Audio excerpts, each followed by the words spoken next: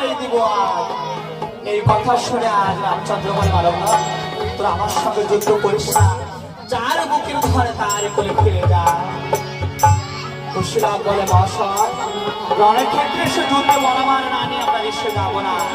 রাম বলে তোরা আমার সঙ্গে যুদ্ধ করবি, আমার সঙ্গে? আমি হলাম রাম। বলে তুমি রাম, তাহলে আমরা তোমার সঙ্গে যুদ্ধ করতে চাই। আমার সঙ্গে যুদ্ধ করার আগে তোদের একটি কথা আমি বলি, আমার যদি বীরত্বের কথা বলি, যুদ্ধ করে তো দূরের কথা, তোরা ভয়তে পালিয়ে চলে যাবি। কুশি একটু সত্তর কুশি বলা মহাশয়, দেখি তোমার কেমন বীরত্বের কথা একটু শ্রবণ করি। তাই কুশীলব কেমন করে প্রভু রামচন্দ্রের বীরত্বের কথা শ্রবণ করছে। রাম বলে একেবারে আমি বুঝেছি তার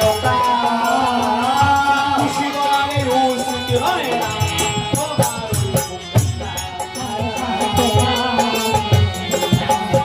আর বহুদিনের আকর্ষণ ছিল পাশে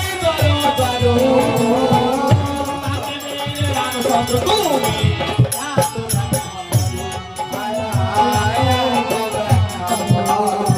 ব্যাখ্যা আমার বড় ব্যাখ্যা হয়ে যাচ্ছে।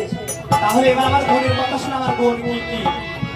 আজ আমার গুণ শোন। তাহলে বলে তোমার বীরত্বের কথা শুনতে ভয় পালাম না, এবার তোমার গুণের কথা বলে কি গুণ?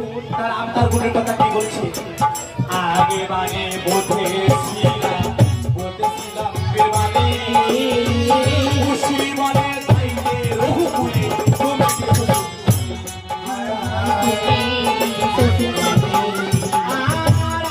বলে চরণ তুমি পেয়ে পাশানি হলো মানবী।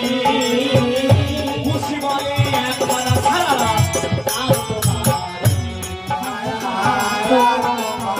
মানে আমার বহু যা বলছে কুশীলব মুখে মুখে তর্ক করছে। যখন তর্ক করছে রামচন্দ্র ক্রোধ বলে বলে এই বালকটা তোর বাপের নাম কি বল না? বলে মশাই, এবার তোমার গুণের কথা তোমার বীরত্বের কথা শুনলাম, এখন পরিচয় কাছে এলে। রণক্ষেত্রে পরিচয় জানতে নাই, ধরাস্ত বড় পরিচয় বলে না তোদের পিতার নাম কি তাই বল।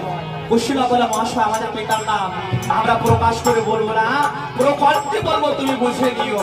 তাই কুশীলব পিতৃ পরিচয় কেমন করে দিচ্ছে। আমার পিতার নাম